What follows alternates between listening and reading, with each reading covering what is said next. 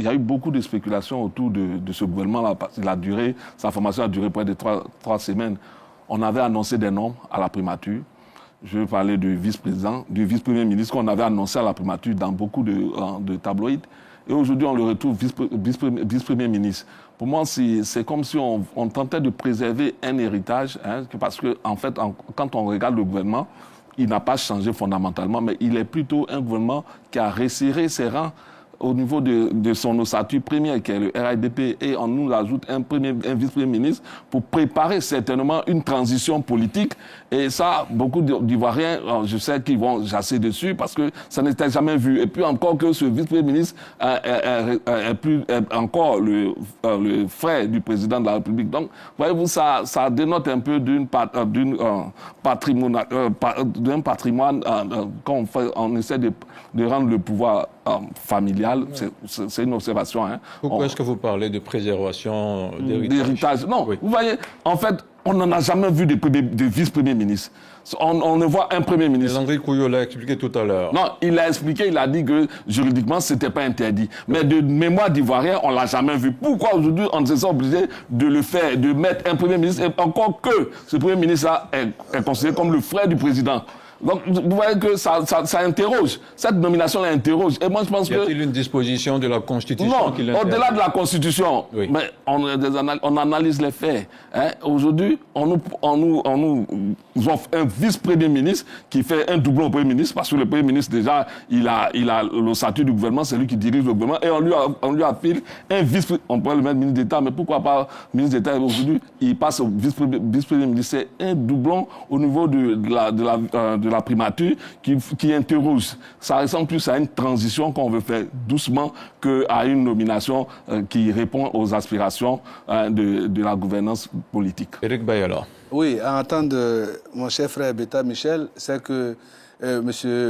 Téné Birema Ouattara aurait commis un crime de lèse-majesté. Pourquoi parler de crime? De fait d'être le frère cadet du président de la République. C'est un crime, ça. Et donc, je m'étonne que vous ne soyez pas interrogé lorsqu'il a été nommé ministre d'État, ministre de la Défense. Non, mais justement, ça peut dire quoi? Non, il ne faut pas qu'on rentre dans ce débat. Le plus important aujourd'hui, c'est un Ivoirien dont le président de la République a fait confiance et il l'a nommé à un poste.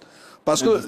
non, mais justement... Il ne vous a pas interrompu quand vous avez la parole. Parce que si vous regardez très bien la composition de ce gouvernement, il y a certaines appellations qui n'ont jamais existé dans certains gouvernements depuis 1980, qui ont été créées pour adresser les questions nationales. La vie politique est dynamique. Et à un certain moment donné, il y a des besoins nationaux qui se créent et qui créent des questions qu'il va falloir adresser au niveau du gouvernement.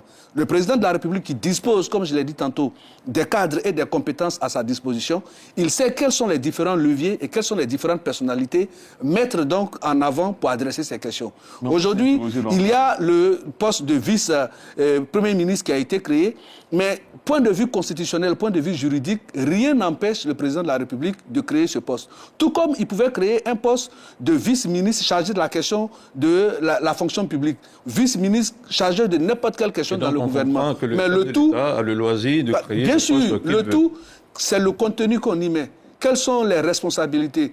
À quoi est-ce que cela répond? Et comme vous et moi, personne ne connaît l'état d'esprit qui a animé le chef de l'État en créant ce poste, on ne peut pas déjà spéculer là-dessus. La seule chose que nous pouvons faire, c'est de juger au résultat. Et donc, il ne faut pas déjà faire des procès d'intention sur les fonctions et les responsabilités des membres du gouvernement qui, à peine nommés, vont commencer à... Il s'est dit, les Ivoiriens... Moi, je ne pense pas que les Ivoiriens se résument à lui seul son appréciation. Loin il s'en faut. Aujourd'hui, les uns et les autres sont mis à la tâche. Il nous appartient, en tant que citoyens de ce pays, d'avoir une attitude citoyenne et de les juger au résultat. Alors, nous allons avancer sur... Non. Moi, je voudrais vous féliciter de pouvoir vous interroger. Parce qu'au-delà de vous, sont nombreux les personnes qui s'interrogent. Pourquoi? Parce que c'est nouveau. Comme en 1990, lorsqu'on nous nomme, on nous présente un Premier ministre. C'est nouveau. Tout ce qui est nouveau suscite l'interrogation.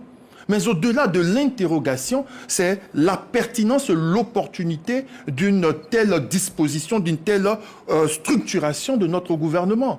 Lorsqu'on nous nomme un Premier ministre en 90, on se dit, mais pourquoi faire? Mais ça répond à quelque chose. Non. on avait la première fois un Premier ministre. Beaucoup d'Ivoiriens se posaient la question de savoir pourquoi un Premier ministre. Et plusieurs professeurs d'université, dont les miens, me disaient ce Premier ministre-là n'est que le premier des ministres. Vous comprenez? Alors que d'autres estimaient que ce Premier ministre avait tout son sens.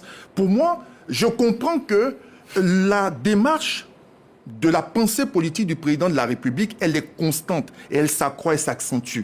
C'est quelqu'un qui construit tout sur la stabilité, sur la sécurité. La question de la sécurité et de la défense est fondamentale pour lui. C'est la source et la base de son succès en tant que gouvernant. Donc, un message serait de dire que j'élève au rang de vice-premier ministre, ministre de la Défense, M. Téné Ibrahima Ouattara, parce que ce que je veux faire de la Côte d'Ivoire à l'horizon 2030 va se construire sur la question de la sécurité de mon pays, eu égard à l'environnement sous-régional, eu égard à l'environnement même national. Très bien.